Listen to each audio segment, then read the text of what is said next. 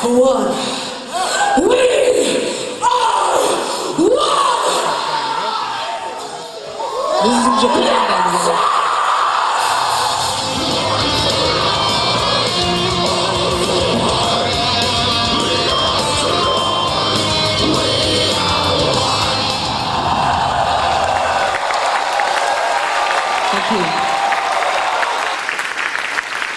Yeah, what heavy metal for me is, if you paint a picture, it's just kind of lots of fire. It's fire. It's a very hot energy, very powerful energy for me, and it kind of burns inside me every day. And the way to get that out, that burning fire out of my chest, is like I have to scream. It's like when I sing, when my voice gets loud, it's not a beautiful tone. It's not.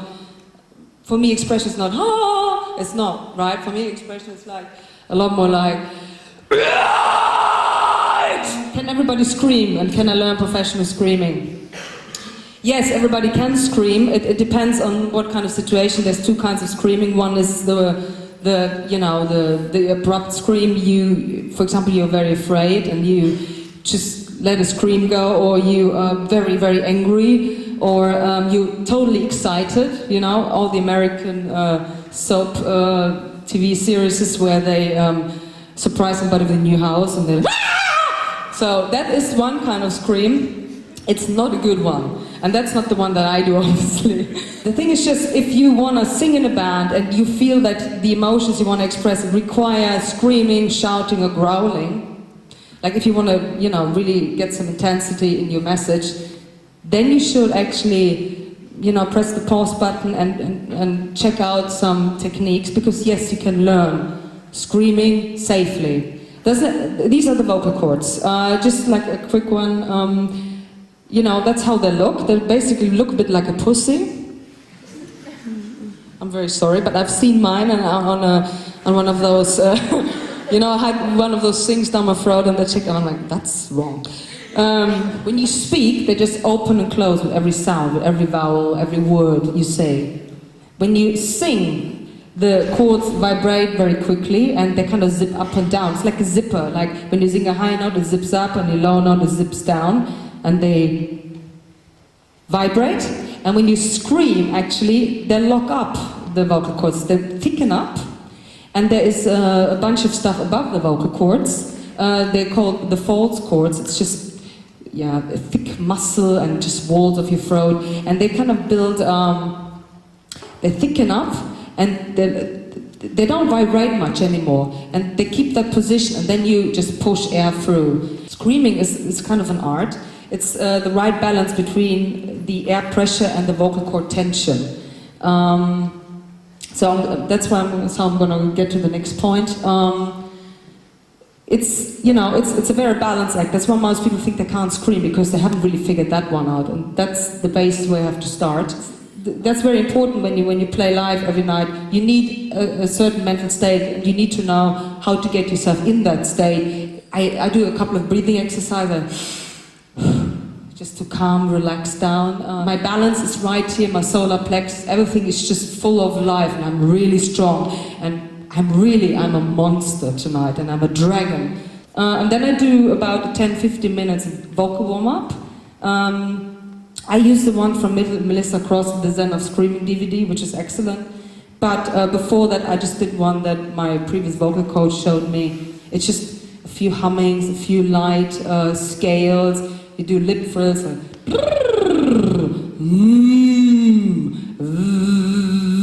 just like to start feeling buzzing in your teeth, like that you notice that your whole body is kind of loose and flexible, and everything is vibrating, and the sound goes all the way from the top of your head, you know, to your solar flex, and kind of transports itself through the floor. So you just like this full instrument, you know, breathing. I think this is one of the basics for screaming, because what you need to scream and to growl is a lot of air. Breathing basically means that you use the whole capacity of your body. You breathe in through in here, and you just kind of breathe into your belly. You need to fill up the lower part of the lung, and then you breathe into your sides and your ribs. You never do this. Because if you do this, you lock up everything and then the whole pressure is right in front of your vocal cords. Nothing will really happen. So it's also very important to sip the air. You never do. You just kind of breathe like this. Maybe I should show you how to activate the power push or the dump, the muscle that is supposed to work when you scream. Just everybody does this. Put your hands down here, like a. Can you feel it working down here? Does it feel good?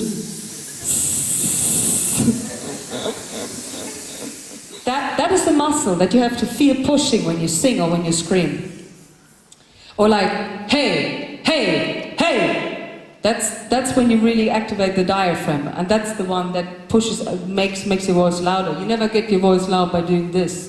You always say, hey, hey, hey, hey, hey, hey, hey, hey. Lots of conviction. I want to hear a real hey. Yeah. So you notice when you yell, right? When you say hey, this is kind of the hey. It's not. Like when you see somebody is just about to steal your car, you didn't really have the time to get upset yet, like really, really angry. It's just the surprise and the sudden realization that your car will be gone about a second. You're like, hey! Right? And and everybody thinks, okay, that must be hurting my voice, but if you do it right, if it's just come from here, the gut feeling, hey! It doesn't hurt. I hope. So everybody put their hand back on their bellies down here, and I want to hear a real, like a surprised, a little bit upset, hey!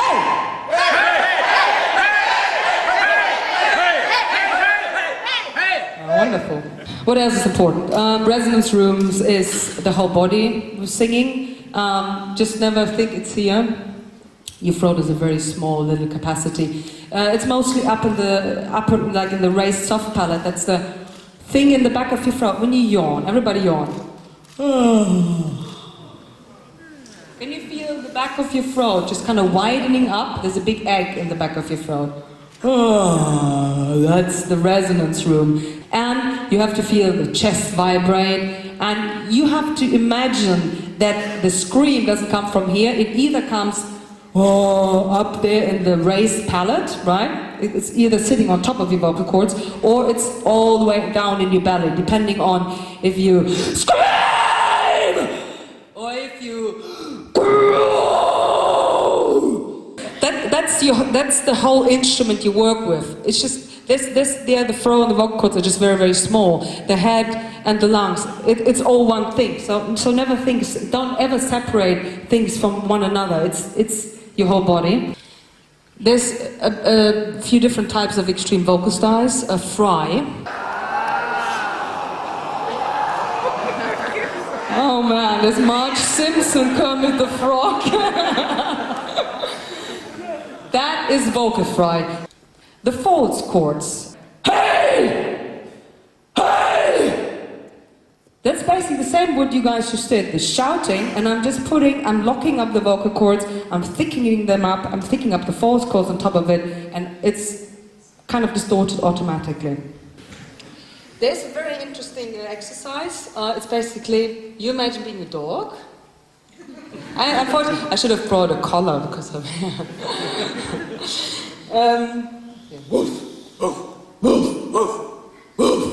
yeah, that's a bit of a growl.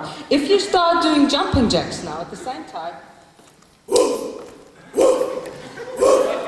do it.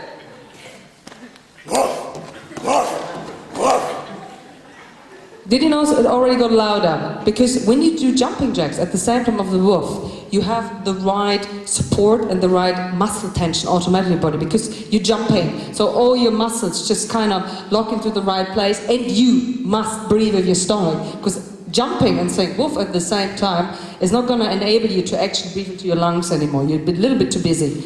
So if you go from the woof, that sound that you just made, can you go 1, 2, 3, 4, 5? 1, 2, 3, 4, 5. I can do it. Yeah. Because of good food. So, no, I'm ready. Careful, there's the table. I'm careful.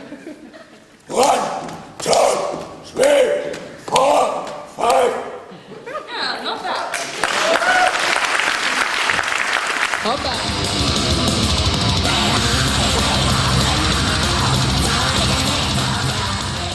like this, I think low, I think deep. Like, I'm just thinking I'm singing really deep right now, but I'm actually singing high. So just to keep, relaxed, because when you hear this, you would think somebody stands there like, I'm not doing, that's not what I'm doing. That hurts me, I'm doing, right? I just think low and I stay relaxed and keep it all low. A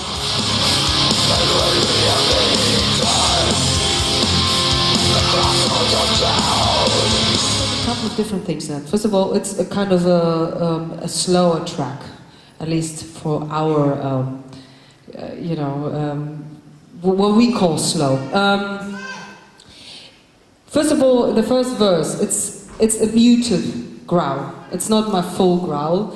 And later on, when it gets more intense, the words, I get more intensity in my voice. I'm hoping you've heard that. The main chorus, carry the cross and suffer the loss, I got a lot of voice in it, so it already gets some sort of vocal melody because the guitars are playing melody, so I'm trying to follow that melody, although I'm still growling.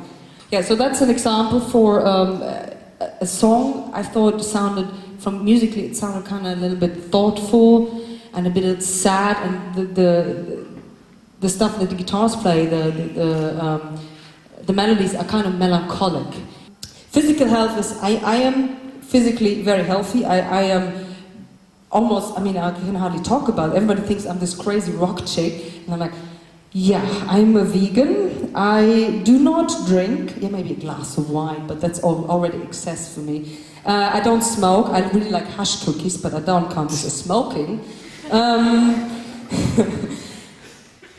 And I don't party, I don't do anything excessive, especially after the show. I'm a very quiet person.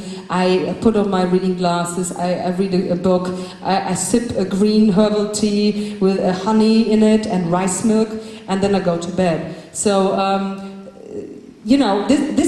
think this is what you've got to do when you're on tour for a very long time. And we tour sometimes 3-4 months just in one row. And I know the guys in my band who party, they look okay for the first week, They're like, yeah, I know you know my bass player, and then after like 2 weeks they develop some sort of rash, and they just have got these huge under eye bags, and they can hardly get out of bed, and they need uppers and downers, and they need first drink rather quickly because they're kind of really shaky when they get up. So, and they get sick after 3 weeks, and that's when I have to avoid them because they.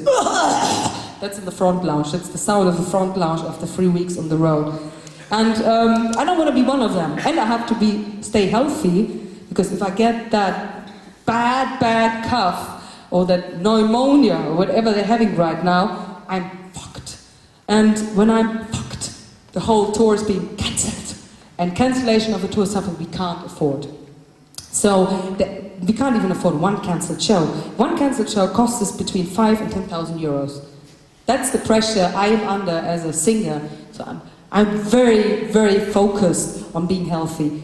Staying fit is something else. If you want to run around on stage doing high jumps and headbanging like crazy and screaming at the same time, it's a very good idea to have a large lung volume, and I achieve that by going running every day. So I run about 60 minutes every day, and I just want to be physically strong and mentally strong and just healthy before I get on the road. Thank you.